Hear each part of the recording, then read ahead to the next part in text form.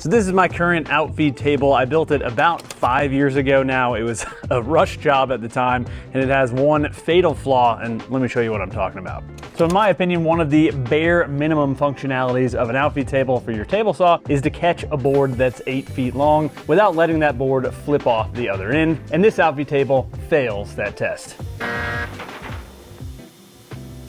As you can see, as I go to push this board through, pretty much as soon as I get past the blade, the board flips off the end, and in my case, hits this dust collection hose, which it knocks loose a lot of times, or it slams on the floor, damaging the end of the piece, and overall just causing a bad time. This current outfeed table is also severely lacking in storage. It has one giant shelf, which is basically impossible to keep organized, and I'd say it's past time to upgrade to a new outfeed table. So I spent probably way too long designing a new outfeed table in SketchUp, and let's get to work building it. So the first thing I want to do is go ahead and get my maple broken down for the legs, and I did that starting over at the miter saw to cut the leg pieces to rough length. Then I moved over to the table saw and ripped them to rough width. I'm looking for a finished leg size of about 3 by 3, and so these boards were about 7 inches wide, and that gives me just enough material to glue these pieces together and then mill them to final size after the glue up. I did also swap over to a dedicated ripping blade on my table saw because ripping hard maple, even with a powerful table saw like mine, can be pretty challenging. Maple, for whatever reason, tends to have a lot of tension in it, and so having a dedicated ripping blade for this kind of thick material, this stuff is over 1.5 inches thick, I think really makes a huge difference, especially if you have a less powerful saw. I know back in the day when I had a table saw that ran on 120 volts, I would constantly trip breakers when trying to rip this type of material.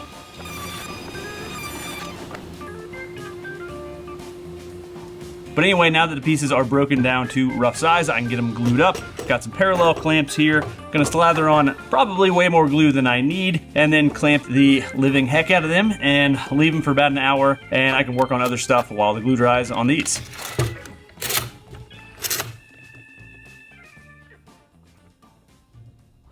So next I need to break down the boards for the rest of the kind of base frame, and I'm looking at the boards I got here, and I ordered these from Woodworkers Source. They're a mail order lumber company, and these all came in right at 7 feet long, so 84 inches.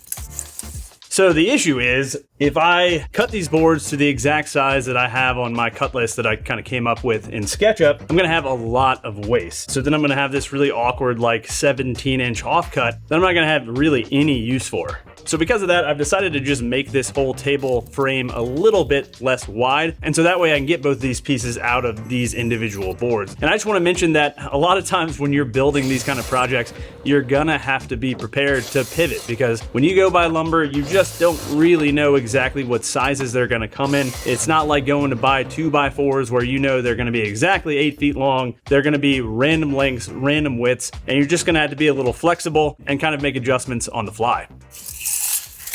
So the other thing I want to do to try to prevent some of the waste, since a lot of these boards are much wider than I needed them to be, is to go ahead and rip them to rough width prior to cross-cutting them to length. So that way I'll have some nice longer chunks of this maple left over that I can use for things like butcher block tops or hardwood edge banding, that kind of thing, because if I were to chop these into shorter pieces and then rip them to width, that's going to leave me with basically trash.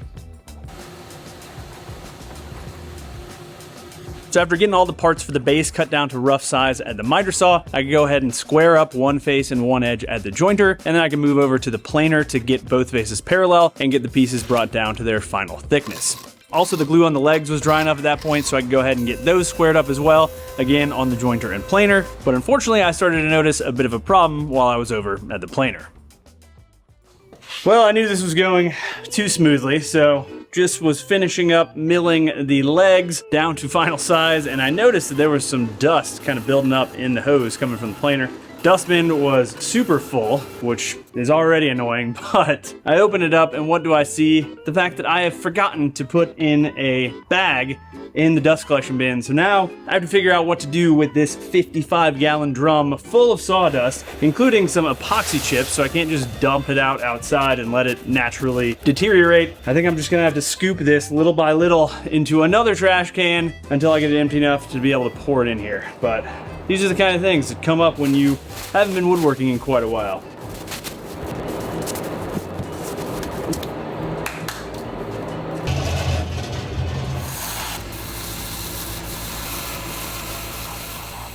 So now that all my pieces are milled down to their final size, some of them still need to be cut to final length, but that'll happen a little later. But now I need to start cutting some joinery, and there are tons of different ways I could put all of these pieces together. I could use pocket screws, I could use dominoes, but I figured a joinery method that was pretty accessible to a lot of people, but also very strong and looks nice is the classic half flap joint. So that's what I'm gonna go with for joining the legs to the upper and lower frame pieces. I'm gonna cut the half flaps with a dado stack here on the table saw. If you don't have a dado stack, you could probably do this with a circular saw or miter saw. It's a little bit more work, and to be quite honest, at that point, I might look at a different joinery method like dowels or something like that, because it's kind of a pain to cut very precise half flaps with a miter saw or circular saw. You can get it done, but you're probably gonna end up with a bit of a loose fit compared to using a dado stack on your table saw. But that being said, it seems like dado stacks are now legal everywhere around the world from what I've seen on YouTube. So I know a lot of people internationally couldn't use dado stacks historically, but they are really, really handy for cutting this kind of joinery. So after getting all the dados cut into the legs, I could go ahead and get some more joinery cut into the other frame pieces. And I started with these stretcher pieces, and I cut some domino mortises into these pieces. And this is really mostly just for alignment during the glue up. They're not really necessary. Most of the strength of this joint is gonna come from all of that glue surface area in the half lap, but having those dominoes will make it a little bit easier to keep everything from sliding around.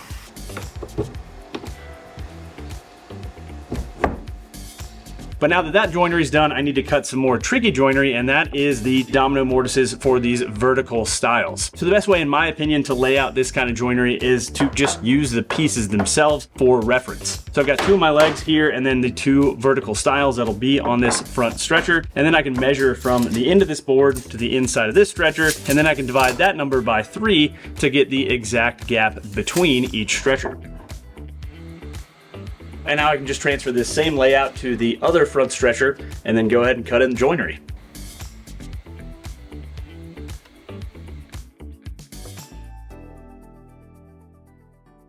All right, so now that all the joinery is cut on these frame pieces, I can go ahead and start getting things glued up. And when I'm gluing up these kind of larger assemblies, I like to break them down into sub-assemblies just to make the glue ups a little less stressful. So I'm gonna start by assembling these stretchers, and the only thing I really need to pay attention to here is the orientation of the boards. It's pretty easy if you're kind of getting into a rush to assemble these things in the wrong direction. And let me tell you, it is a pretty terrible feeling to figure all this out once the glue is dried, and then you're left with either cutting apart the pieces you just glued up or trying to hide those excess domino mortises that are now in the wrong place.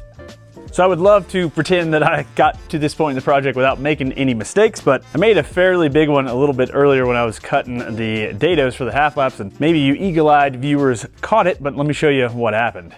So this is the leg that I made the mistake on, and it might look pretty normal, but let me compare it to one of the other legs so you can see what I'm talking about.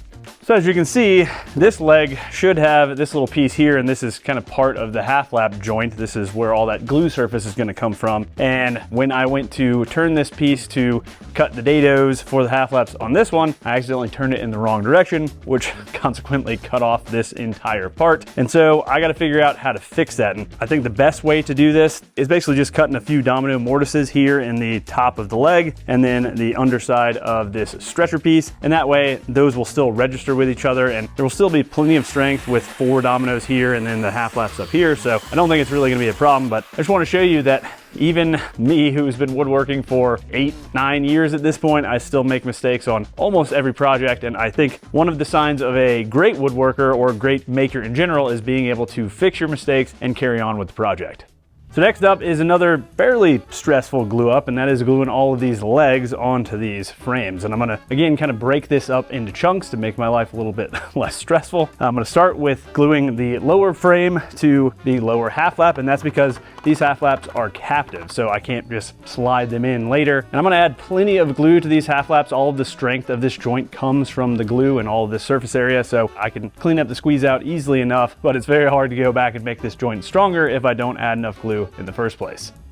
So then after I got the legs attached to the lower frame, started adding all the dominoes to the tops of the vertical stiles, as well as this one leg I screwed up on. And then I could move this whole upper frame into place, which was a little bit awkward, but actually went smoother than I thought it would. And then I just went around and clamped everything. Overall, I think everything's looking pretty good. There's a few little gaps here and there, and after a little sanding and maybe a little wood filler, I think it's gonna look really nice.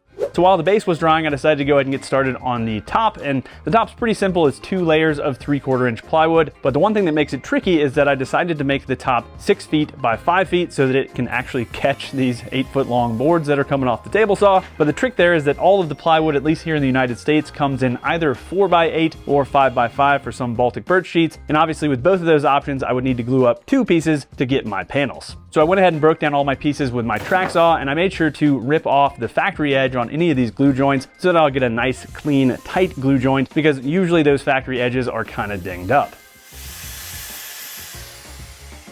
I also decided to go ahead and add some dominoes just for alignment, and this really made the glue up a lot easier. And you could obviously use biscuits or dowels or whatever here, but on this kind of large glue up, I think having something to help with alignment is really important. And then speaking of the glue up, that was a little tricky too, because I didn't even know if I had clamps long enough for these panels. Thankfully, I had some 5-foot long clamps for one of the panels, so that worked for that. I did have to glue it up on the floor because it was bigger than any of my workbenches. And then on the other panel, I pulled out my one long pipe clamp that I have that I don't think I've actually ever even used before, but it was perfect for this. And then for the rest of the clamps on that, I can use the trick where you kind of tie 2 clamps together to make them into one long clamp. Once the glue dried on those panels, I cleaned up any squeeze out and sanded things down, and then got the 2 panels glued together. I applied plenty of glue and then went pretty crazy with narrow crown staples to attach the 2 panels. And once again, because these panels are bigger than any of my workbenches, I did all this work on the floor.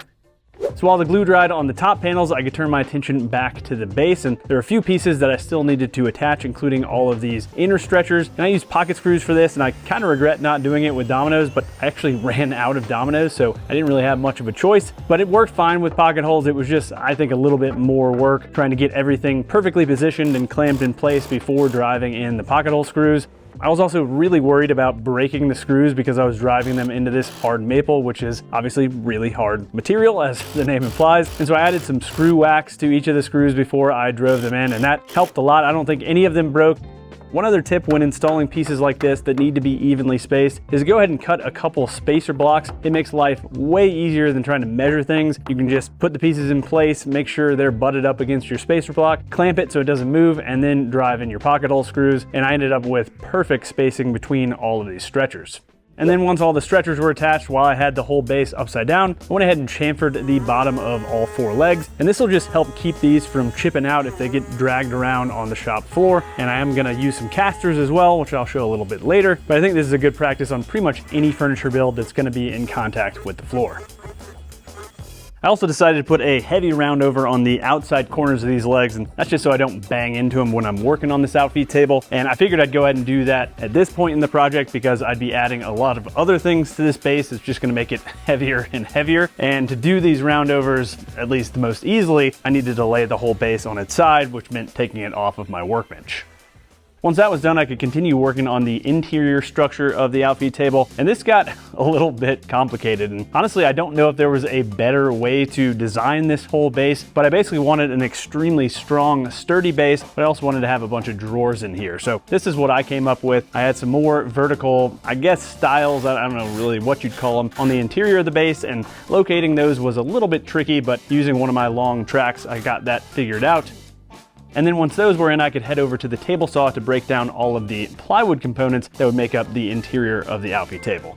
I did need to inset some of these pieces. These ones in the back will be inset for the drawer fronts, and then these ones towards the front will be inset because I'll be putting a side panel here just to cover up the opening since I'll have drawers on this front face. And pretty much the whole reason for having all of these pieces of plywood is to give the drawer slides somewhere to attach. And I thought about building cabinet boxes and trying to slide them in here, but I thought that would be pretty awkward, and I think this worked really well and also minimize any unnecessary plywood.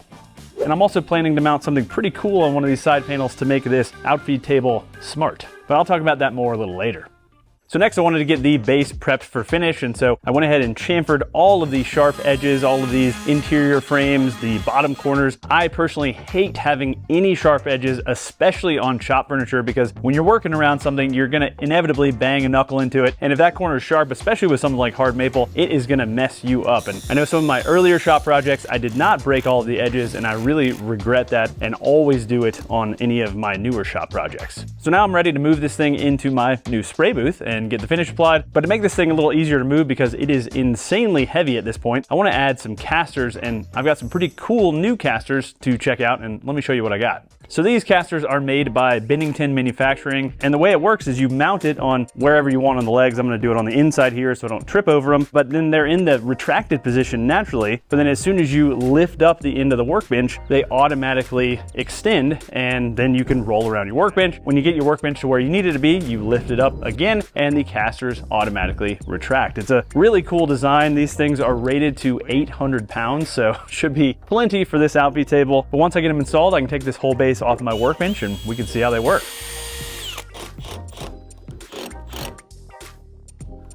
Okay, let's see if I can get this thing off my workbench without getting a hernia. It's so much easier than like the lever action ones. So next I need to get the top trim down so I can get it prepped for adding the laminate. And I don't even think I've mentioned it up until this point in the video, but I will be adding some laminate to the top here. I think laminate for work surfaces in the shop is a great choice, especially for an outfeed table, because it is nice and slick. I'm using a very fancy laminate for this project made by Phoenix. But so to get the top ready for adding the laminate, I went ahead and squared it up. When I glued it together, I made both of those panels oversized so I had plenty of room to glue them. And I actually ended up trimming the whole panel while it was upside down just so I could make sure to avoid those narrow crown staples. And then now I just need to clean up this seam between those two panels I glued together, because when you're doing laminate work, any kind of surface imperfection is going to telegraph through the laminate, so you'll be able to see it. I'm going to sand this nice and flush. Doesn't matter if I sand through the veneer a little bit, because it's all going to get covered up. So this is the Phoenix material. Let's take a look at it. One thing I already love is that it has this protective layer, so I don't have to be as careful with it while I'm working with it. And I've found that cutting this material with a track saw works well. And I'm just putting this track here to hold the material flat while I measure, because otherwise it's really hard to get a good measurement on this stuff. And then I also want to add the same Phoenix material to the drawer fronts and the side panels, just so everything matches nicely. And so I'll go ahead and cut a larger piece that I can apply to one larger piece of plywood, and then I can cut all of my drawer fronts and side panels out of that, rather than trying to add laminate to like 10 smaller pieces. So adding the laminate to the various pieces was pretty straightforward. I used contact cement here, and this particular contact cement is really, really stinky. It's got some very strong fumes. So if you're gonna do this, do it in a well-ventilated area. I was happy to have this kind of spray booth area here with the exhaust fan, but the process of adding the contact cement was pretty simple. You basically roll on a thin coat on the back of the laminate, as well as on the surface of whatever substrate you want to attach the laminate to. Let that dry for about 15 to 20 minutes. Once it's dry to the touch and kind of has an even sheen, you can then put the two pieces together. The one thing to be careful of here though is that once these two surfaces touch, they are going to be permanently bonded. So as you'll see, I used something to keep the laminate and the substrate separated until I was ready to attach them. In this case, it was just some leftover pieces of this drop ceiling wall molding, but you can use all kinds of different stuff, dowels, scrap offcuts. I've seen people use extension cords, basically anything to keep those two surfaces apart while you get the piece of laminate positioned. Once we had the whole surface smoothed out, I could come back with a pressure roller. Also, I should mention that doing this kind of laminate work by yourself is pretty challenging. And as you might have seen, my dad helped me out with this laminate work, and big thanks to him, because I honestly don't know how I would have managed this by myself. Next, I'm gonna go ahead and get this laminate flushed up with the outfeed tabletop using a spiral flush trim bit on my router. And then once that's done, I'm gonna add a pretty heaviest radius to each corner of the top. Again, so when I'm working around this thing, I won't bang into it and hurt myself with a sharp corner. This is a 2-inch radius. Ideally, I would have gone with a little larger radius, but I think having a jig makes the corners look a lot nicer than trying to freehand it.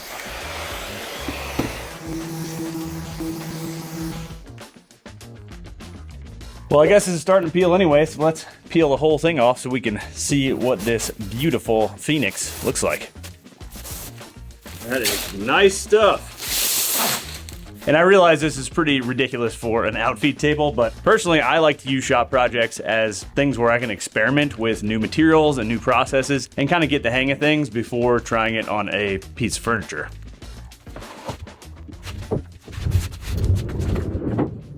So next up was applying some finish to the edges and underside of the top, and then also to the base of the outfeed table. And I did need to go ahead and mask off the laminate here on the top. I've got this paper and masking tape roller that made the process super quick. Then I came back for all the detail with some more painter's tape. And then once that was done, I could spray on a couple coats of finish. I used Total Boat's Halcyon Clear. I used the gloss for the first 2 coats to build up a nice thicker finish. And then I came back with the satin for the final coat just to knock down that sheen and give the whole thing kind of a nice satin finish. And while the finish cures on these, I can go ahead and get to work on the drawers. So for the drawers in this project, I'm going to be using these Rockler undermount slides, which are very similar to the Bloom undermount slides if you guys have used those before. But I actually have an entire video about building drawers for these types of slides because you have to build them pretty specifically to work with all of the hardware. And I'll link to that video in case you want all the nitty gritty. But basically I broke down all of the drawer box pieces from 1/2-inch plywood for the sides and then 1/4-inch plywood for the bottom. The drawer bottom is housed in a 1/4-inch wide dado, which I cut with this box joint blade. And this thing is absolutely perfect for cutting the grooves for these drawer bottoms. It leaves me with a nice, clean, flat groove versus using something like a more standard table saw blade, which is going to leave you with some ridges in that groove. Not that it really probably matters that much, but it's easy enough to swap over to the correct blade. The last thing I needed to do before assembly was notch out the back of the drawer box, and that will be where the undermount slides are slotted into once the drawers are installed in the outfeed table. After those areas were notched out, I could get the drawer boxes assembled, and I like to keep it super simple on shop projects, and I just used glue and pin nails here. The glue will provide plenty of strength. I could go back and add some screws at the corners for more reinforcement, but honestly, I just don't think it's necessary, and I have never had a drawer box fail in my entire woodworking career. But now that the drawer boxes are assembled, I can go ahead and get them sanded up just to break any sharp edges, and then I can get these drawer slides installed in the outfeed table. So before getting all the drawer slides and the side panels and the drawer fronts and all of that installed, I wanted to get this base back up onto my workbench because, as you guys probably know, it's a heck of a lot easier to do this kind of work with your workpiece up on a workbench and not on the floor. And I picked up a recent tool that I showed in my shop tour, but let me show you guys this thing again because it is so cool.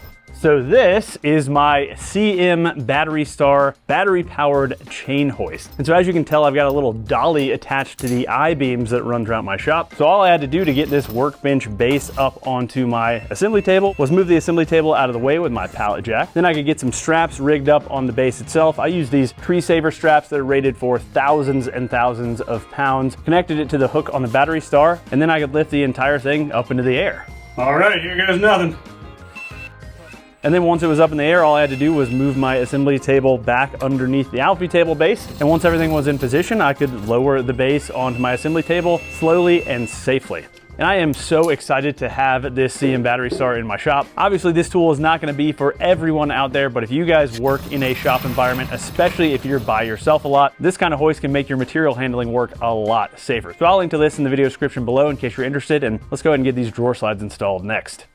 So to install these kind of undermount slides, I like to use this drawer slide installation jig from Rockler. It's got some super strong magnets that hold the slide in place. And in this outfeed table configuration, I'm basically installing these as if I was installing them with a face frame because the structure of the base of this outfeed table basically acts like a face frame. So in case you guys haven't installed these before, all I do is set the jig in place. I make sure it's pressed nice and flush to the face frame, and I don't worry about the depth of the drawer slide. Initially, I really just want to get this back bracket attached to the back of the cabinet, and then I can set the depth because that's all still adjustable even with that back bracket installed. And then I can use the self-centering drill bit to drill the screw holes.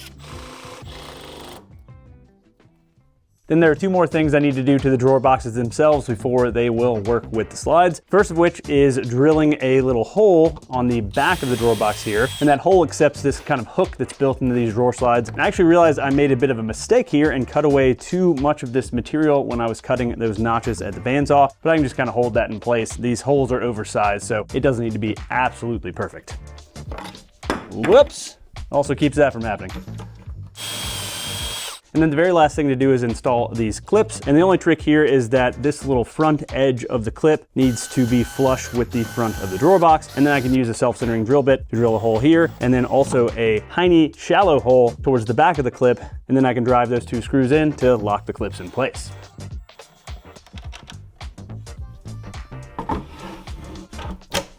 And as expected, it works perfectly. Got to love some undermount slides.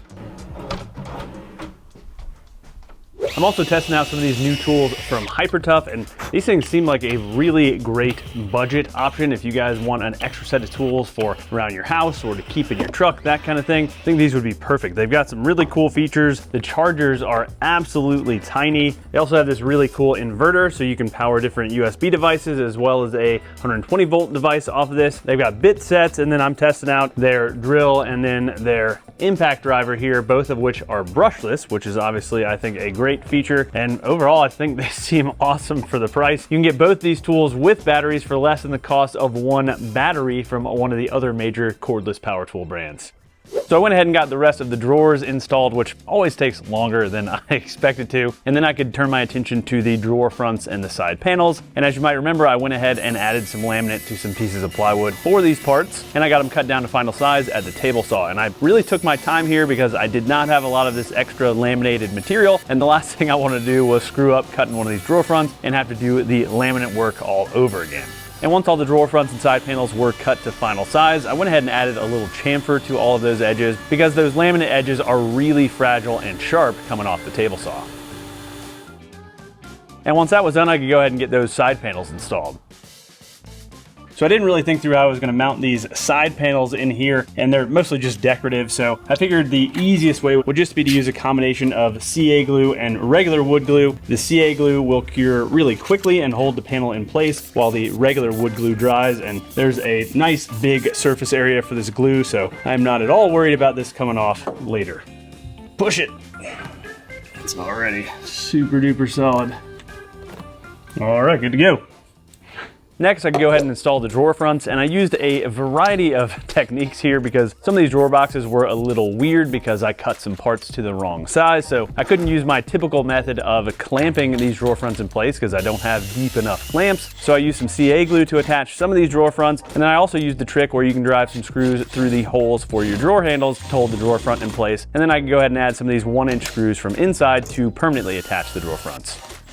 I also went ahead and got the drawer pulls installed, and I've gotten some comments on using this style of pull in past videos. And while this style of drawer pull can hook on things, I haven't had any issues with that on my other assembly table with these handles on it. And I'd bought a huge pack of these handles and needed to get them used up, and this project was the perfect way to finish using them all up. And finally, once all the drawer fronts were installed, except for this one in the middle because those straps were in the way, I could use that CM battery star to lower the workbench down to the ground. And being able to easily do all of this drawer installation work up on my assembly table and then drop the whole thing down to the floor safely just makes me so excited to have this chain hoist in my shop.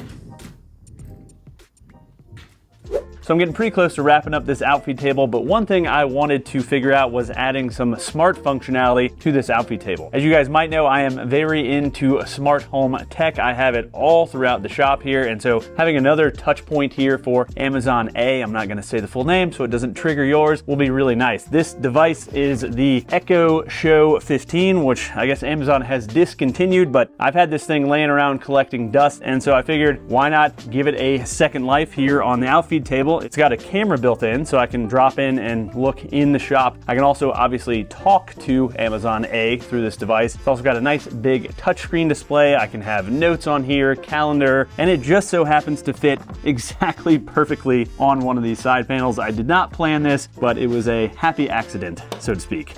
So I'll go ahead and get this mounted. If you guys want to do something similar, there are all kinds of other smart tablets out there. I'll link to this stuff in the video description. It's really nice to have smart home stuff in your shop. You can put your dust collection on smart plugs. You can make your lights smart lights. I've also got all my mini splits incorporated in my smart home system and my dehumidifier. So that way when I arrive to the shop and when I leave in the afternoon, everything is completely automated. I don't really have to interact with any light switches or remotes or anything like that. It's really nice.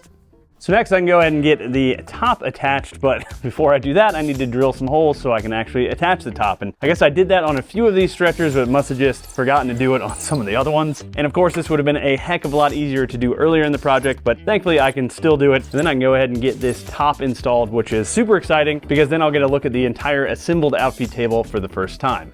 And yes, I did need to remove all of those drawers to get the top installed just so I had clearance to actually drive in the pocket hole screws to attach the top.